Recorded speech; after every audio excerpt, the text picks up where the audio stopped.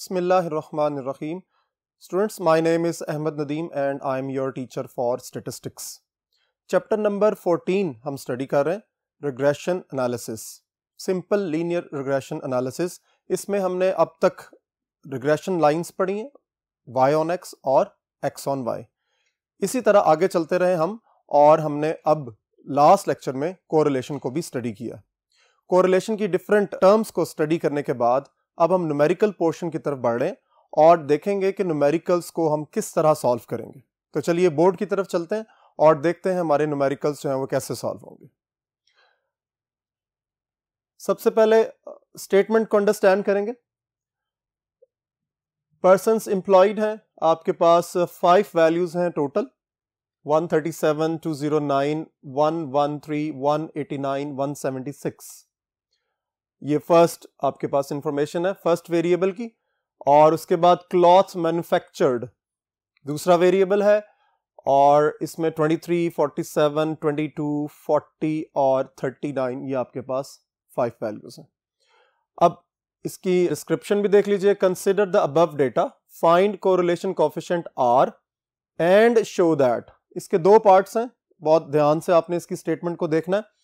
Consider the above data, find the correlation coefficient. एक चीज बिल्कुल क्लियर हो गई कि पहला पोर्शन है कि आपने R को यानी कोरिलेशन कोएफिशिएंट को फाइंड करना है.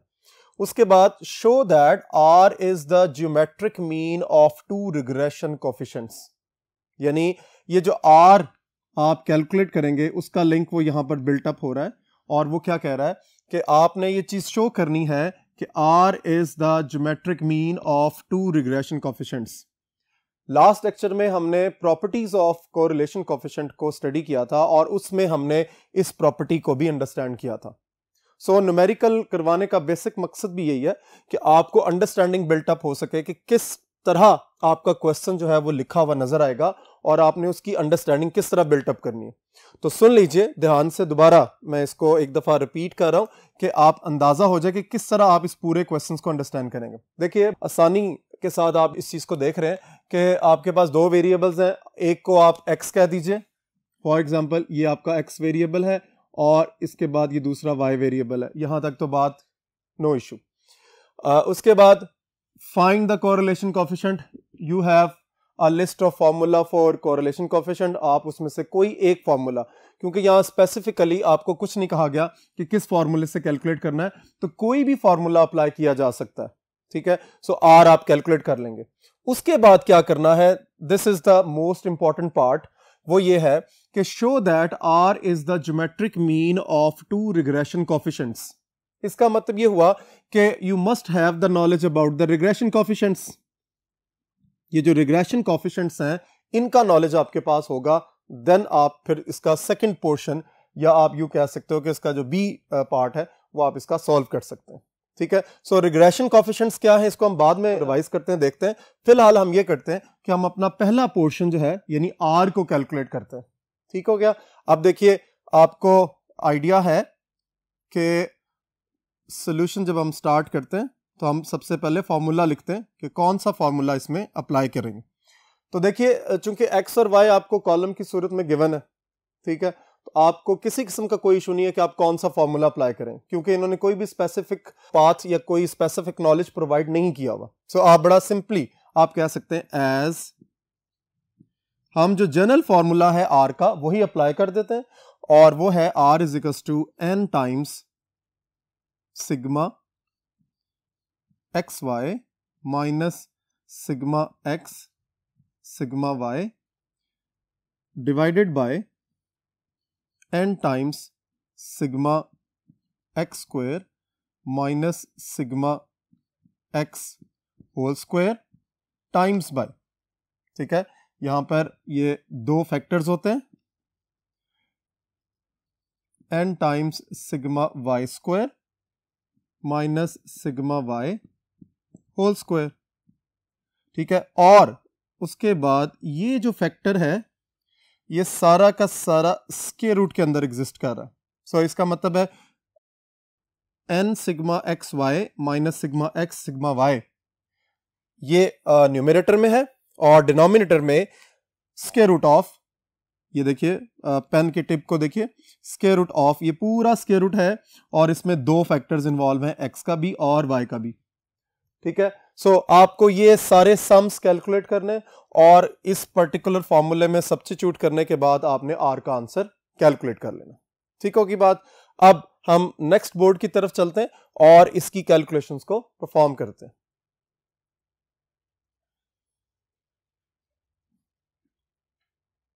जी, हम उसी तरह पहले हम x की वैल्यूज को लिख लेंगे, फिर हम y की वैल्यूज को लिख लेंगे। x की वैल्यूज है हमारे पास 137,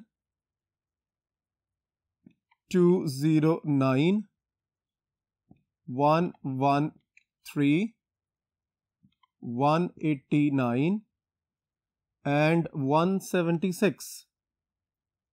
ठीक हो गया जी।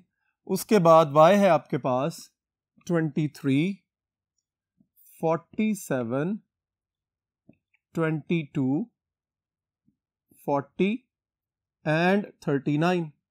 इस तरह आपने अपना जो गिवन डेटा था उसको लिख लिया।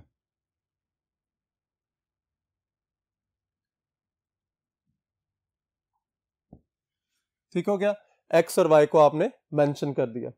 उसके बाद हमने देखना है कि हमारी क्या रिक्वायरमेंट है। हमारी फर्स्ट रिक्वायरमेंट है टू कैलकुलेट एक्स वाई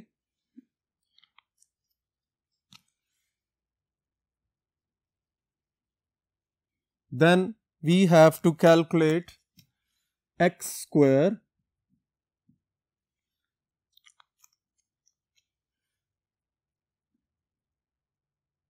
इसमें लाइन को एक्सटेंड कर लेते हैं ताकि इजीली हम वैल्यूज को लिख सकें। और फाइनली हमें क्या चाहिए, y स्क्वायर। ठीक हो गया। सो ये 3 कॉलम्स हैं वो आपने कैलकुलेट करने हैं, एक्स वाई, एक्स स्क्वायर और वाई स्क्वायर्स। हमेशा की तरह मैं आपको कहता हूं कि स्टैटिस्टिक्स की क्लास जब भी हो आपके पास कैलकुलेटर लाजमी होना चाहिए, ताकि आप जब हम यहाँ पर कैलकुलेशंस परफॉर्म करें तो आप अपनी वेरिफिकेशन साथ साथ करते रहें, ताकि आपको आइडिया होता रहे कि किस तरह हम कैलकुलेशंस को लेके चल रहे हैं। तो मैं अपनी कैलकुलेशंस जो है वो शुरू करता हूँ। आप भी कैलकुलेटर निकालिए और साथ साथ इसको देखते जाएं कि हम किस तरह कैलकुलेशंस को मूव कर रहे हैं आगे की तरफ। ओके, एक्स वाई का मतलब है 137 will be multiplied by 23, first value है। तो देखिए 137 multiply by 23, it is 3151। Then 209 multiply by 47। आप अगर वर्डिंग की तरफ भी तवज्जो दे दें और साथ साथ मार्कर की टिप को भी देखते रहेंगे तो इंशाल्लाह आपको किसी किस्म की भी कोई कंफ्यूजन नहीं होगी। यानी जो मैं वर्डिंग बोल रहा हूं उसको माइंड के अंदर रखें, जो मार्कर की टिप से जहां लिख रहा हूं उसको माइंड के अंदर रखें, तो आपकी कंफ्यूजन जो है वो साथ साथ ओमिट होती चली जाएंगी। उसके बाद 113 मल्टीप्लाई बाय 22, 113 मल्टीप्लाई बाय 22, तो देखिए इसका आंसर है जी 2486। Then 189 multiply by 40, it is 7560. Then it is 176 multiplied by 39, it is 6864। ठीक है जी, एक्स वाई हमने कैलकुलेट कर लिया। अब बारी है एक्स स्क्वायर की, यानी एक्स की वैल्यू का इंडिविजुअल स्क्वायर लेने के बाद आपने यहां पर पुट अप करना है। So 137 square, it is 18769। ठीक है, देन 209 इसका स्क्वायर करेंगे, it is 43681। Then 113 square, 12769। Okay ji, उसके बाद 189 square, it is 35721। now 176 square, it is 30976। ठीक है जी, एक्स स्क्वायर यानी एक्स की वैल्यूज का स्क्वायर करने के बाद हमने उसके रिस्पेक्टिव कॉलम के अंदर इसको लिख दिया। Now the last column it is y square, मतलब 23 फर्स्ट वैल्यू है वाई की, इसका स्क्वायर करने के बाद आप वहां उसको पुटअप करेंगे। 23 square it is 529,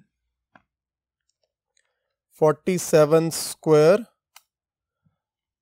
it is 2209, then 22 square it is 489, then 40 square यानी 40 square it is 1600, then 39 square it is 1521। 5 columns total है, 3 कॉलम्स हमने खुद से फाइंड किए, 2 कॉलम्स आपको गिवन थे। अब आप क्या करेंगे, इनका इंडिविजुअल सम कैलकुलेट कर लेंगे। ठीक है जी, तो सम के लिए इंडिविजुअल कॉलम्स को कंसिडर करेंगे। पहले एक्स को देखेंगे, एक्स के कॉलम का सम देखिए, बहुत ध्यान से आपने एक एक वैल्यू को कंसिडर करना है। 137 प्लस 209 प्लस 113 प्लस 189, यहां याद रखिए 189 की जगह पर आपने अगर 198 कर दिया तो सारा क्वेश्चन गलत हो गया आपका, टोटली रॉन्ग, क्योंकि आपका एक सम गलत होने की वजह से आप जहां जहां इस सम एक्स को पुटअप करेंगे उसकी वजह से आपकी कैलकुलेशन सारी की सारी रॉन्ग हो जाएंगी। सो बहुत ध्यान से आपने इसको देखना है। It is 189 plus 176, so some is 824, यानी सिग्मा एक्स की वैल्यू आपके पास 824 आ गई है।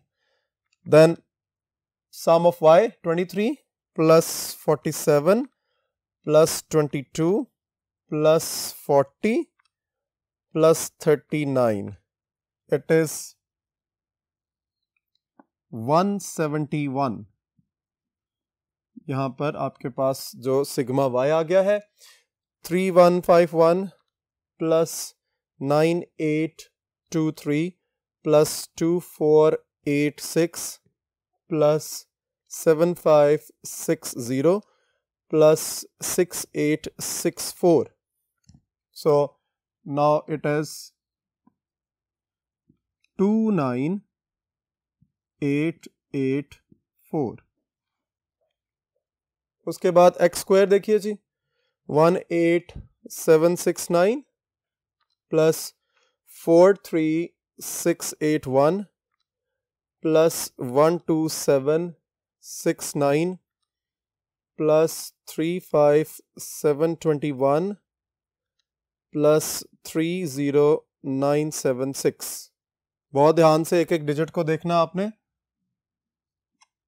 It is 141916। 141916 is the sum of x square. Now towards y square, 529 plus 2209 plus 489 plus 1600 plus 1521. It is 6348। ठीक है जी। अब यहां देखिए बड़ी इंपॉर्टेंट बात कि जो इससे पहले भी मैं आप लोगों से शेयर कर चुका हूं कि आपने कोशिश ये करनी है कि जब भी आप इस तरह की कैलकुलेशंस हो, जहां पर भी आपको डाउट फील हो तो उसको जरूर रीचेक करें, ताकि जब फॉर्मूले में वैल्यूज को पुटअप करने से पहले आपको अंदाजा हो सके कि किस तरह आपका जो है वो क्वेश्चन मूव कर रहा है। अदरवाइज क्या होगा कि अगर आप अच्छे तरीके से इसको वेरीफाई करें, जहां पर भी डाउट फील हो, जिस तरह आप गौर कीजिए यहां डाउट आया है मुझे, और यही आपकी जो है असल अंडरस्टैंडिंग है कि आप कैलकुलेशंस में इतने ज्यादा इन्वॉल्व हैं कि आपको कहीं ना कहीं क्लैरिटी हो जाती है। फॉर एग्जांपल देखिए कि जब मैंने 22 का स्क्वायर लेना है तो 22 मल्टीप्लाई बाय 22 आ रहा है, तो देखिए 2 2 4 बनता है। यहां पे मैंने क्या लिखा हुआ है, इट इज 489। सो इसको रिकन्फर्म कर लें, यानी मैं 22 का स्क्वायर करता हूं तो मेरे पास आया था 484, लेकिन मैंने क्या लिखा है 489। यही बात मैंने आपको यहां पर भी डिस्कस की थी कि अगर 189 की जगह पर 198 आपने कर दिया तो सारा का सारा क्वेश्चन आपका गलत हो जाएगा। सो एक छोटी सी रिहर्सल मैंने आपको कराई कि किस तरह आप अपनी अंडरस्टैंडिंग को बिल्टअप कर सकते हैं। और याद रखिए कि जब भी मैथमेटिकल कैलकुलेशंस करें तो आपके पास आइसोलेशन होनी चाहिए ताकि आप कंसंट्रेट कर सकें ईच एंड एवरी डिजिट के ऊपर। अगर हर डिजिट के ऊपर कंसंट्रेट करेंगे तो इंशाल्लाह आपकी जो मिस्टेक है वो एट द लेवल आपको क्लियर हो जाएगी। सो it is not 489, it is 484। ठीक है, तो इसमें से 5 नंबर्स कम हो जाएंगे। सो इट वुड बिकम्स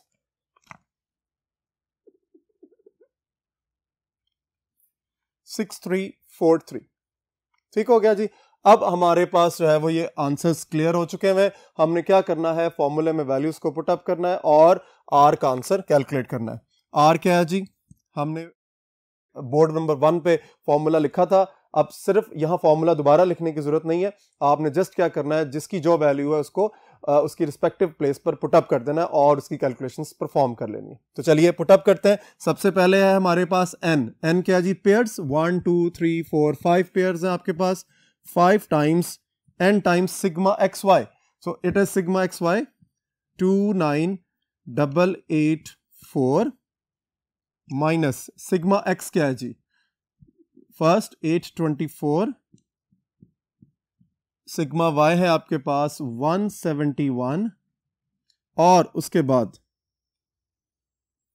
आपने डिवाइड करना है इस फैक्टर को स्क्वायर रूट ऑफ, दो फैक्टर्स हैं आपके, कौन कौन से, n times sigma x square.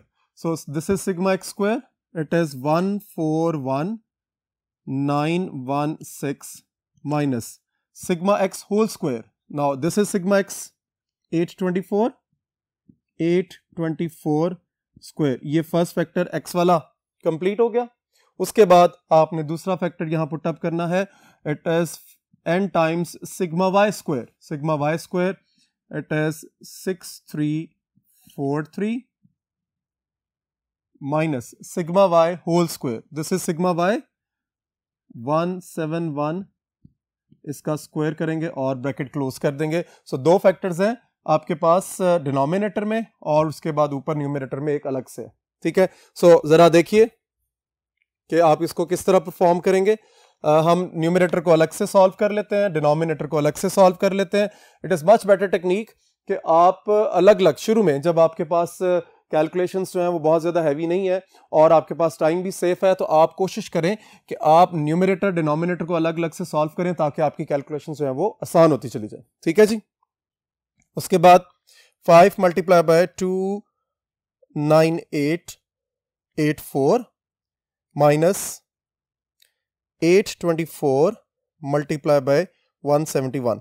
ये कैलकुलेटर पे आपने जब पुटअप किया तो आपके पास आंसर आ जाएगा 8516 डिवाइडेड बाय, अब मेरे पास स्क्वायर रूट के अंदर दो फैक्टर्स आएंगे जी। देखिए एक ये वाला फैक्टर है, एक ये वाला फैक्टर है, तो इसको भी अलग अलग से सॉल्व कर लेते हैं। 5 मल्टीप्लाई बाय 141916 माइनस 824 स्क्वायर। सो इसका आंसर आ रहा है 30604 और दूसरा फैक्टर है स्क्वायर रूट के साथ, वो क्या है जी, 5 टाइम्स 6343 माइनस 171 स्क्वायर। तो आंसर आ जाएगा आपके पास 2474।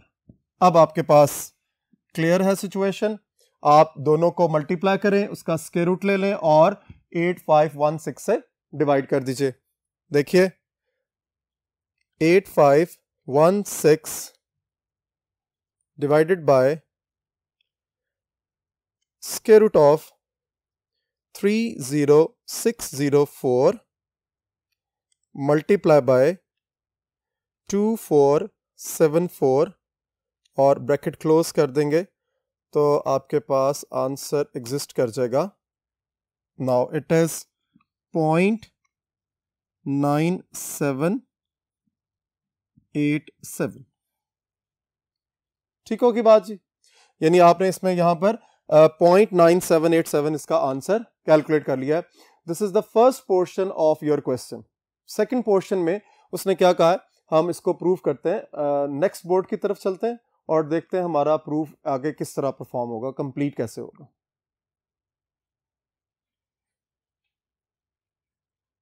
जी, अब हमने ये शो करना है, we have to prove that क्या R is geometric mean of two regression coefficients, यानी दो रिग्रेशन कोफिशिएंट्स हैं, उनका ज्योमेट्रिक मीन लें तो हमारे पास R की वैल्यू आ जाती है। अब रिग्रेशन कोफिशिएंट्स के लिए आपको देखना पड़ेगा, first is y on x by(x) is equals to n times sigma xy minus sigma x sigma y divided by n times sigma x square minus sigma x whole square. ठीक है जी, इसकी calculations हो जाएंगी। आप पहले इसको calculate कर लेते हैं, देख लेते हैं। हमारे पास सारी वैल्यूज एग्जिस्ट कर रही हैं, एक्स वाई भी है, सिग्मा एक्स भी है, सिग्मा वाई भी है, सिग्मा एक्स स्क्वायर भी है। हम जस्ट वैल्यूज को सब्स्टिट्यूट करेंगे। जो हमारा पिछला बोर्ड है जिसमें हमने कॉलम्स को कैलकुलेट किया, उसको प्रेफरेंस देते हुए, उसको देखते हुए यहाँ पर वैल्यूज को पुट अप करूंगा। 5 टाइम्स सिग्मा एक्स वाई था हमारे पास 29,884 माइनस सिग्मा एक्स हमारे पास है जी 824 multiply by sigma y is 171 divided by n times sigma x square. So sigma x square is 141,916 minus sigma x क्या है जी 824 स्क्वायर। अब जब आप इसको कैलकुलेटर पर सॉल्व करेंगे तो आपके पास जो आंसर आएगा दैट इज 8516 डिवाइडेड बाय 30604, यानी न्यूमरेटर को सॉल्व करेंगे, डिनोमिनेटर को सॉल्व करेंगे और आपके पास ये आंसर एग्जिस्ट कर जाएगा। ये कैलकुलेशंस आप अपने कैलकुलेटर पर परफॉर्म करेंगे तो आपको इसी तरह की नजर आएंगी। सो हम देखते हैं इसका आंसर क्या आता है हमारे पास। 8516 डिवाइडेड बाय 30604, तो देखिए जी 0.2783, the first regression coefficient y on x. Now next हम कैलकुलेट करेंगे second regression coefficient, it is b xy, this is n times sigma xy minus sigma x sigma y divided by n times sigma y square minus sigma y whole square. अब ये भी हम चूंकि calculate सब कुछ कर चुके हैं, हम जस्ट वैल्यूज को सब्स्टिट्यूट करेंगे, n की जगह 5 पुट अप करेंगे। Sigma x y is 29884 minus sigma x is 824 times 171 divided by 5 times sigma y square. Sigma y square is 6343 minus और सिग्मा वाई जो है वो है 171, इसका स्क्वायर करेंगे। जब आप इसको कंप्लीट सॉल्व करेंगे तो आपके पास आंसर आ जाएगा 8516 डिवाइडेड बाय, जब आप इसका डिनोमिनेटर सॉल्व करेंगे इट वुड बी 2474। ठीक है जी। अब आप इसका फ्रैक्शनल आंसर कैलकुलेट कर लें, 8516 divided by 2474, it is 3.4422।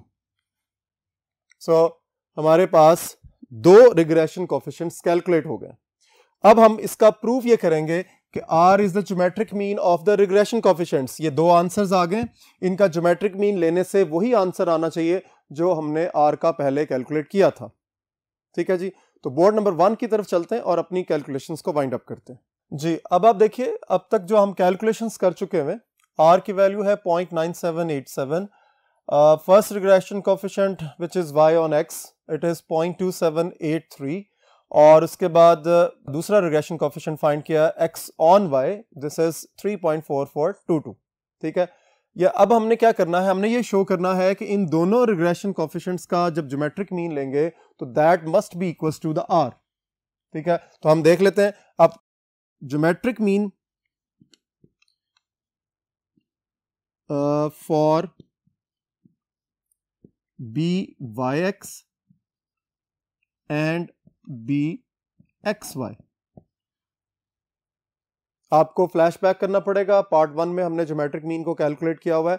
Geometric mean जितनी भी वैल्यूज का आपने कैलकुलेट करना होता है, उतनी वैल्यूज को मल्टीप्लाई करने के बाद, उनका प्रोडक्ट लेने के बाद उतना उसका रूट ले लेते हैं। ठीक है, चूंकि हमारे पास ये दो वैल्यूज हैं, इसलिए हम क्या करेंगे, दोनों वैल्यूज को मल्टीप्लाई करने के बाद उसका स्क्वायर रूट ले लेंगे। ठीक है, सो इसका मतलब ये हुआ it must be BYX multiply by BXY, यानी square root of BYX multiply by BXY। That answer, ये बात हो रही है कि आपके पास ये जो आंसर कैलकुलेट होगा इस जगह पर कि आप BYX और BXY को मल्टीप्लाई करें, उसका स्क्वायर रूट लें, तो ये आंसर किसके इक्वल होना चाहिए, that must be equal to this one. अगर ये नहीं है तो इसका मतलब दो चीजें हैं। ठीक है, एक चीज ये है कि आपका ये रूल गलत है। ठीक है, वो हो नहीं सकता। क्यों? क्योंकि हमने प्रॉपर्टीज ऑफ कोरिलेशन कोफिशिएंट के अंदर ये पढ़ा है कि R is the geometric mean of two regression coefficients, यानी ये प्रॉपर्टी का पार्ट है आपके पास। सो इसका मतलब है कि पहली वाली तो कंडीशन गलत हो गई कि हम ये सोच ही नहीं सकते कि ये गलत है। ठीक है, अब इसका मतलब फिर भी अगर आपकी ये वैल्यू जो आपने R की वैल्यू के साथ इसको कंपेयर करना है, अगर ये आंसर गलत हो रहा है तो एक ही सिचुएशन हो सकती है कि या तो R की वैल्यू में हमारे पास कोई गड़बड़ हुई है, जो हमने उसका डायरेक्ट फॉर्मूला अप्लाई किया और R का आंसर निकाला, या फिर हमारे पास ये जो कैलकुलेशंस हुई हैं, ये कैलकुलेशंस इसमें कोई प्रॉब्लम आई है। मे बी BYX हमारे पास गलत कैलकुलेट हो गया, या हमारे पास BXY कैलकुलेट गलत हो गया। सो वेरी केयरफुली आपने इस चीज को ऑब्जर्व करना है। यानी इसका मतलब ये नहीं है कि अगर ये गलत हो गया, अगर ये इक्वेशन होल्ड नहीं कर रही, प्रूफ नहीं हो रहा, तो ये एक्चुअल इक्वेशन ही गलत है। आपको अपनी कैलकुलेशंस को देखना है और अपने जो एरर है उसको रेक्टिफाई करते हुए इसको डेफिनेटली प्रूव करना है। सो हम यहाँ पे इसको प्रूव करते हैं और देखते हैं कि हमारा आंसर कैलकुलेट होता है या नहीं। तो देखिए, BYX का आंसर हमारे पास क्या है, 0.2783 multiply by 3.4422 and square root. ठीक है जी, यानी दोनों वैल्यूज को मल्टीप्लाई करेंगे, उसका स्क्वायर रूट ले लेंगे। अब आप अपने कैलकुलेटर्स पर परफॉर्म करें और देखें कि आपके पास ये आंसर आता है कि नहीं। जब आप इन दोनों वैल्यूज को मल्टीप्लाई करेंगे, स्क्वायर रूट लेंगे, तो आंसर हमारे पास आएगा 0.9787। सो it is same like that. जरा गौर से देखिए, मैं एरो आपको बनाकर दिखा रहा हूं। ठीक हो गया। सो हम ये कह सकते हैं, सो it is proved that R is geometric mean of two regression coefficients and that is, यानी हमने सिर्फ ये नहीं कहना कि ये प्रूफ हो गया, हमने इसको शो भी करना है। क्या कि R is equal to square root of BYX multiply by BXY, और इसका दोनों का आंसर यानी लेफ्ट हैंड साइड का आंसर और राइट हैंड साइड का आंसर जो है वो क्या है, 0.9787। ठीक है जी, यानी ज्योमेट्रिक मीन को हमने फाइंड किया और वो ओरिजिनल वैल्यू जो हमने जनरल फॉर्मूले से कैलकुलेट किया था, इसका आंसर जो है वो सेम आ गया। होप आज का लेक्चर आपको यहां अच्छे तरीके से समझ आ गया होगा। याद रखिए कि जो न्यूमेरिकल कैलकुलेशंस हैं वो कभी भी आप एक दफा परफॉर्म करने से आपको क्लियर नहीं होंगी। आपने देखा होगा हमने किस तरह कैलकुलेटर का इस्तेमाल किया है और क्या मिस्टेक थी। ये आज के लेक्चर में मैंने आपको ये भी गाइड किया है कि किस तरह आपके कैलकुलेटर पर अपीयर होने वाला नंबर आप लिखने में गलती कर सकते हैं। सो बी केयरफुल और इन सारी मिस्टेक्स को माइंड के अंदर रखते हुए अपने इन क्वेश्चंस को प्रैक्टिस करें और मजीद अगर कोई प्रॉब्लम है तो अपने रिस्पेक्टिव टीचर के साथ उसको डिस्कस करें। अपना और अपनी फैमिली का ख्याल रखिए। इंशाल्लाह नेक्स्ट लेक्चर में मुलाकात होगी। अल्लाह हाफिज।